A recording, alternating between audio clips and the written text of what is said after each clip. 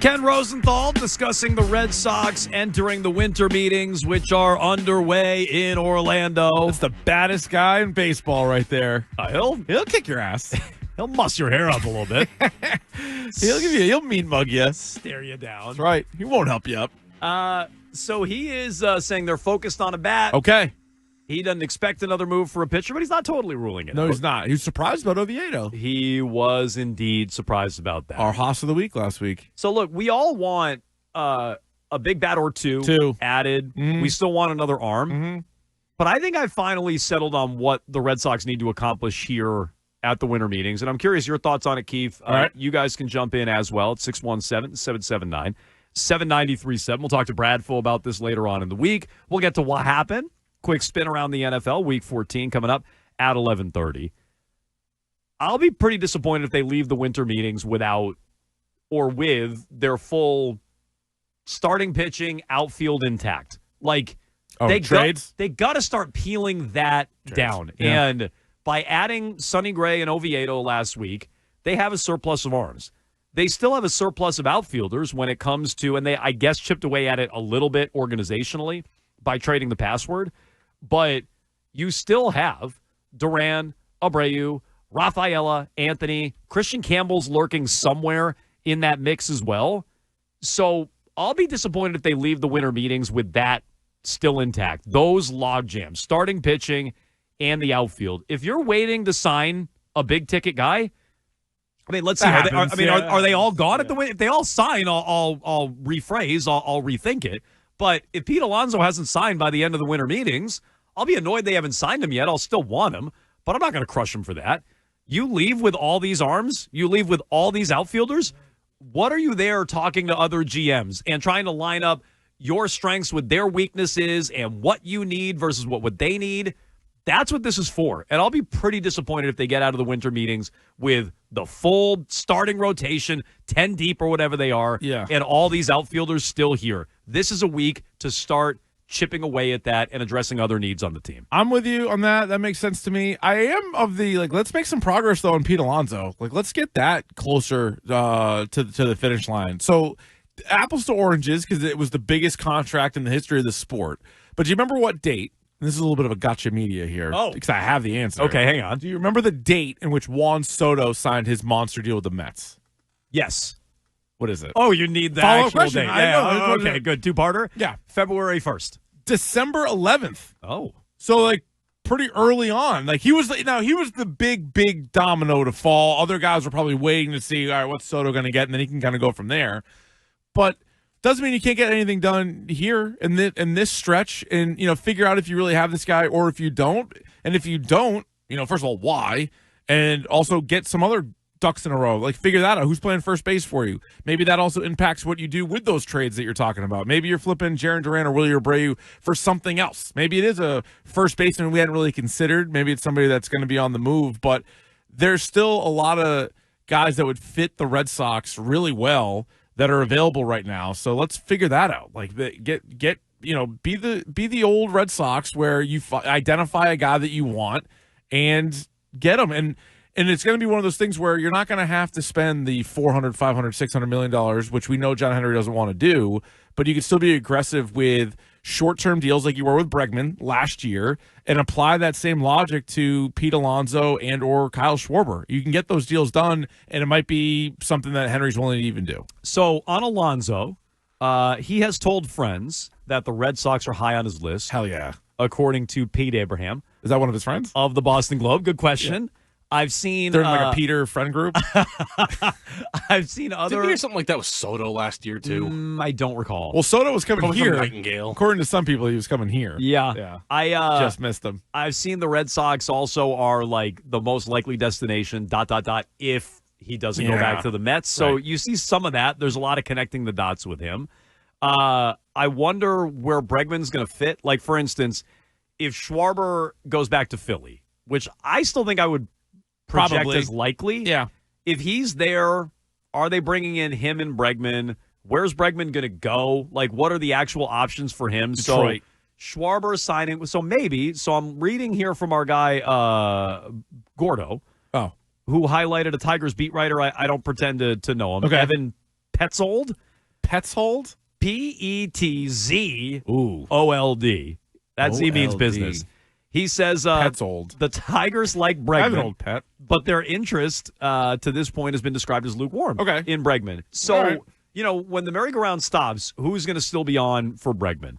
But Alonso's high on, or he's high on the Red Sox, is what he's telling some friends. Bregman is running out of real estate. So I think those are positive things. But he also can't really believe much of anything at this point, right? So if you're Pete Alonso and the Mets are offering you whatever X, of course you're going to tell people, hey, I like the Red Sox a lot, and then you hope the Mets offer you more, and like vice versa. Yeah, and right now it's a lot of agents talking to people. We said this last week. I mean, I think all things being equal, Alonso would like to leave New York. But that means the Red Sox would have to make it equal. Correct. That means you have to give him something close to or slightly better than what the Mets are offering. That I think you'll get him. Yeah. The Mets have the best offer. They're going to get him. And I think that's obvious, but I think that would be more of a tiebreaker for him. The Mets have busted his balls on a bunch of contracts. Yeah. So I don't think he'd have a problem with leaving New York, but you got to get to that number. And I don't know how likely that is for John Henry. I hope that happens. I don't know how likely that is. Meanwhile, other side of the coin, Rob Bradford, who, again, we'll talk to later this week, says there is no real momentum for a possible Red Sox trade for Ketel Marte. That name had come up over the weekend. Marte is an all-star second baseman. He's won a couple of Silver Sluggers. He's been an NLCS MVP when the D-backs went to the World Series a couple of years ago. He's 32. His teammates may or may not hate him. What was that? What was going on with him last year in Arizona? So, no, his house got robbed, so he didn't want to play, but then he took more time off than they wanted him to. It was a weird There was he didn't play because his house got robbed? I didn't realize it was that. I thought there was something with him and his teammates, and that was odd. Whatever it is, there was something going on with him not playing last year. So I don't know if there's an off-field component or not. Bradfo says no real momentum. Let's scratch that or put it to the side for a minute. He's older than I thought. Me too. Is Marte, would you include him in that group that we've been talking about for most of the offseason? Alonso, Bregman, Schwarber, Bichette. Does he belong with those names? Or is he like another rung down? No, he belongs on that list. Okay. Yeah, he belongs on that list. Last year, 28 home runs. The year before that, 36, and he was third in the MVP for the Snakes in 24. Yeah, I really did not think he was 32 years old. I don't know why, but I definitely thought he was younger. But either way, yeah, like if you're going to put Bo Bichette there, I think Ketel Marte probably as well. So like if you're walking away with one of those guys, like, and factor that into the left side. Yeah. So Story's already opted in. So Bregman Marte, Alonso Marte, something like that. No. I would say Alonso's separate. Oh, got so it. Alonso I want regardless. And then I would say for the makeup of your infield, you need Bregman, Bichette, or Marte. Like throw him on there. Now, Bregman and Bichette are just signings. You have to trade for Marte, which also might – does that change, the dynamic of trading for a pitcher or whatever else it might be? Well, no, I mean, I think that's why you have this surplus of arms to trade for a guy like Ketel Marte. And so I don't know who you'd move in that scenario. Would you move Bayo? Would you move Early? Would you move Tolley? Like, what does Arizona want? I guess I don't know the answer And he's to locked that. up, too. They got him signed through 2030 with a player option for 31. So he's not a ton of money. Okay, well, that's the Red Sox kind of player right there. Yes, it is. Right. So maybe they would be more willing to he's not a ton trade of money and he's locked up. Right, because Bichette's going to make more money than what is left on his deal. But then I guess you'd wonder, like, how many more years is he going to be good for? Right? Like, I don't know. I mean, I guess if he has what I just say it was through 2030, like, I don't really want to give Bregman a 5-year deal. And that's essentially what Marte has left. It's true.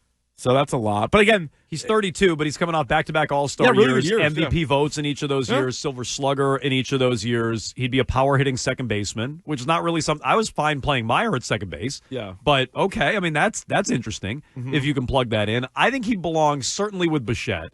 I'd put him a cut below Bregman, Alonso, Schwarber, like that kind of player. Or maybe I'm too high now on Bregman. No, that's fine. I would too. Like, I think Alonso and Schwarber to me are in their own bucket because I want home runs. I want a team that hits home runs. Last year, nobody hit more home runs than the Yankees and the Dodgers. And the Dodgers win the whole thing. The Yankees had a good season. The Mariners hit a ton of home runs. They were way up there at the top. The Blue Jays didn't hit a ton, but they hit more than the Red Sox did. And so, like, it's a very simplified stat, but give me home runs. And so Alonso and Schwarber provide that more so than those other guys.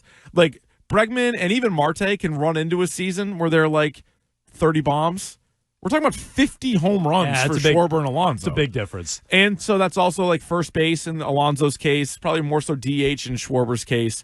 Whereas I lump those other guys in there as, they're going to be playing somewhere on the infield. Bregman's playing third. Those other two guys, probably second base, I would think. I don't know, Marte's also played some short, but probably with Story here, he'll be playing second base. But that's fine. And the reason why I even separate the two is because you need like one from each bucket. I don't want just one of those guys. Like, just Ketel Marte, no even disrespect to him, would be deflating. You need two of them. Just him? You need two of them. But a guy like Marte, even if there's no momentum at this point, no real momentum, according to Bradfo about it, a name like that makes sense. If there are teams looking for pitching, I think you'd look to, potentially for another need, a team like the Royals, who are looking for outfielders and maybe have some pitching to deal. You can keep sliding those pieces around, and maybe you're getting a higher-end pitcher in return, like Cole Reagans, who we've talked about. Oh, here's one more name I'm not interested in at all. Okay, and I think it's a bad indication. Susan Slusser, all right, covers the Giants. She says the Red Sox like first base prospect Bryce Eldridge a lot. What? Though they're thought to be should have got him for Devers. Well, this is what I was going to say. They liked him so much. They're focused on pursuing Pete Alonso. Now, this is the Giants' first base prospect that his name came up after the Devers deal. It's like, wait, you traded with the Giants? You didn't even get this guy? You see this guy? How big is he? 6'7", isn't he? 6'7", 240. 6'7", 240 would be Haas of the week for sure. He could fill out a uniform. So 21 years young. But now if you're looking to trade for, I'm going to call him a prospect. I know he cameoed in the majors last year, but now that's your solution at first base is like a Pete Alonso pivot. I don't like that. No, I don't want that. Yeah, you should have just gotten him originally. He should have been in the Devers deal. If you call it the Giants, they're going to be like, listen, you got to pay for some of this Devers deal. Like, we're saddled with this thing. We are sick of it. You're going to have to hang up on them. They want to get rid of They're going to throw you another crummy contract. Like, we don't want this. But, like, if you want, like, Eldridge, I guess, like, in addition to Schwarber or Alonso, fine. Because by the time that guy's 25, those other two guys, I mean, Schwarber might even be out of the league for all we know. So, like, that's fine. But, like, to start the season next year, I don't want a project at first base. Otherwise, just keep Casas there. Can they send Hamilton and Hicks back? Harrison. Take him. Kyle Harrison. Take him. Kyle Harrison, kind of my guy. Yeah, you do. I keep forgetting to throw him into the starting pitching mix with all the arms there. Jordan Hicks had that one game, though, right? He looked pretty good. He was your guy. Yeah, he was throwing bullets. That was your guy. He was throwing bullets. Who was my guy again? The guy, what was that guy's name who also threw bullets? Oh, God. Alcala? They cut him. Yeah. What was it? Alcala? That was my guy. Alcala. Yeah, you liked him. Yeah, you were a Hicks guy. I was an Alcala guy. Neither guy any good. Turns out we all lost. Yeah, they're bad. So there you go. That's all the latest buzz from the winter meetings. We'll talk to Bradfo later on this week, see if the Red Sox have done anything. My goal now for winter meetings, deal away from the surplus of arms, deal away from the surplus in the outfield, and start filling out the rest of the roster. I'd love for you to land Pete Alonso or bring back Alex Bregman. If you don't, we want the polar bear. This seems like a very easy thing you can get done. We've already seen Breslow execute a couple of trades, so let's execute a few more and start chipping away at those surplus. Quick, sad but true polar bear fact. Yeah? You know what they'll eat if they have to? Oh, don't say they're young. Other polar bears. Devastating. I feel like this has come up on the show before. Well, I know. I think about it twice a week. Yeah. It's like I watched the documentary on him one time, and it affected me. Planet Earth, one of those Planet Earth episodes 10, 15 years ago, whenever Didn't those you want to came out. feed them? Feed them! They got real preachy on one of those. Polar bears like swimming in the ocean. They're like, this is what it's going to be like if there's no ice drifts. Right. Clean it up. Stop using so many fossil fuels. They got like real preachy about like, it. Hey, plastic straw guy. I'm talking to you. Yeah, you're killing that polar bear. That polar bear's dying. You see him swimming? There's no food for him. He's got nowhere to jump out. And then they look over to their young, and you're like, no, don't you dare. And I'm like, how are you filming this? Throw him like a pork chop or something. All right, well, in the meantime, the Red Sox can pay him quite a bit of dough. Yes, they can. And get that done. All right, the other news out of the winter meetings is that a joke. Jeff Kent is a Hall of Famer. No, he's not. Bravo. Not my hall. Hey, Jeff, good Not for you. my hall. Mustache Hall of Fame. I'm a small hall guy. Yeah, mustache Hall of Fame, fine. That guy should go into a mustache Hall of Fame. Guys who looked awkward and maybe too tall to play second base, Hall of Fame. If you want to put him in that Hall of Fame, fine. Didn't look like a professional ball player, Hall of Fame, put him in there. Yeah, I mean, I guess, he won an MVP, but, like, all right. So did Dustin Pedroia, no disrespect. But is your issue he's just not a Hall of Famer, period, end of the sentence? Or is it that he's in and his teammate, who is clearly way better than him, Barry Bonds, still has to wait? So, I don't know. I've had a long time to be annoyed and upset about the Bonds-Clemens stuff, but it's like, all right, you got to move past it, I guess. But, like, adding more guys that aren't Hall of Famers isn't the solution. Kent is closer to a random baseball player of the day than he is to the Hall of Fame. 5-time All-Star, 4-time Silver Slugger. He was an MVP where he was just knocking in Barry Bonds. No, and I know. so, that's not a Hall of Also, Fame. like an a-hole, wasn't he? Like, you know what they Apparently, said yeah. about him? Like the teammates hated him. They hated each other, and you could, I guess, six and one half dozen. Must have been a real fun team. Bonds? Yeah, and Kent. Kent. But like not a Hall of Famer. But they're like, hey, let's get somebody in there. We have this committee to vote on guys. We're gonna play God here and not let any of the steroid guys get in. And we'll push Jeff Kent through because we know 100% certainty he was clean as a whistle. That's the other part. They pick and choose these guys. Like some, like A-Rod tested positive. Manny tested positive. Others just kind of look the part. Some kind of blend in, kind of hide in plain sight. You hit 40 home runs or 35 home runs, you might stay off the radar. You hit 55 home runs, like, oh, we're on to you. So I don't know who did it and who didn't. I think that's part of the problem. That's why you just put in the best players. Yeah, 5 All-Star games is like, okay, that's a really nice career. Doesn't mean you're an All-Star. Doesn't mean you're a Hall of Famer. The year he won the MVP was his only top 5 finish. He did have a few other top 10 finishes, so give him credit for that. Yeah, but they were like 8 and I was just looking Yeah, at it. yeah, They it were was like 8-9. 8 and 9, yeah. Yeah. So, like 1-6, yeah. And I think for even his totals, if you're like a counting stat person, he didn't even get to 400 home runs. 377. Yeah, so like he was a lifetime 290 hitter. Like, good player. No, he's good. Not a Hall of Famer. No. So like a I don't even know if he's a gatekeeper. Like there are other guys that I would say are like right there where like if you're better than them, you're a Hall of Famer. I think you can be better than Kent and still not a Hall of Famer. he was on the ballot for 10 years. He didn't get voted There in. you go. So this was the contemporary era committee. 16 members, you needed 12 votes. Yeah. He wound up getting 14, I think it was, 14 votes. Next up was Delgado with 9. Delgado. Mattingly and Murphy, Dale Murphy, got 6 each. Okay. Bonds, Clemens, Sheffield, and Fernando Valenzuela all got fewer than 5. The next time Bonds and Clemens will be on a committee-level ballot is 2031. So those guys are out until at least then. This is a good text. Jeff Kent and Scott Rowland. Who's next? Chris Sabo? I mean, honestly. It's really bad. Like, if you're letting in these guys, you might as well let in Chris Sabo. Like, Jeff I would Kent, always use cool mustache. Yeah. Chris Sabo, not very cool goggles, but, put him in there with those like, if you want. I think it's embarrassing that, like Craig Biggio and Scott Rowland are in. They at least get voted in, like, in the regular process. They got in on it. Kent had 10 years of that got passed over. This and is now a Harold Baines. Baines. This is Harold Baines. Harold Baines, another one, quote-unquote Hall of Famer. You're like, it's kind of lame. And you're just like, because people are like, what does it matter? I don't know. I think it matters because you're kind of taking the guys that are in the Hall of Fame and you're, like, weakening it. Because there's 2 different conversations, like you said. There's the, how come Bonds isn't in? Biggio and Rowland are like, her? Yeah. Like, they're like, wait a minute, what? Sure about that? Come on. Yeah, we're all Hall of Famers, right, guys? Like, we're all in here together. You have, like, Pedro's in there, like, what? Yeah, Harold Baines and Jeff Kent need their own table because they didn't even really get in. No. You might hear this, by the way. Jeff Kent is the all-time home run leader among second basemen. Great. Which I don't care about. Okay, I don't know why. I don't think that automatically Who's puts second, Dan Right. Ugla? Like, who cares? Like, come on. I don't know if that's the stat that is going to get you in. Like, you don't need to have X number of position X in there. No. Right? Like, Robinson Cano. Say it again. Robbie Robinson Cano. Cano's second. Will he get in the Hall of Fame? No. Was he a roid guy or no? I'm Yes. sure. I mean, yeah. No, I mean, like, he was he suspended like, for it? was he proven? I mean, I thought everybody he missed a year. Robbie Cano. Maybe he did. Yeah, maybe he did. 8-time All-Star. Yeah, more All-Stars than World Kent. Series winner. More than Kent. 5-time Silver Slugger. More than Kent. All-Star Game MVP. Not More a than real Kent. MVP. 2-time Gold Glover. More than Kent. Home Run Derby champ. More than Kent. Yeah, he should get in. Greater than Kent. His MVP votes. Ready for this? I know I'm you ready. like this. Yeah, I he like had this. a run. He had a run from 10 He was pretty good. to 14, where he went 3, 6, 4, 5, 5. Then he had a year off and finished 8th. Yeah, all better than Kent with the exception of the one MVP season that he had. That Cano- year off might be his suspension year. Cano, Was it? maybe. How many games did he play? Yeah, see, No, he played 156. I'm probably a no on Cano, but he has a better case than Jeff Kent. I'm a no on both, Oh, okay. but Cano greater than Jeff Kent. Yeah. Yeah. Okay, good exercise. Nah, it's just lame. I'm a small Hall guy.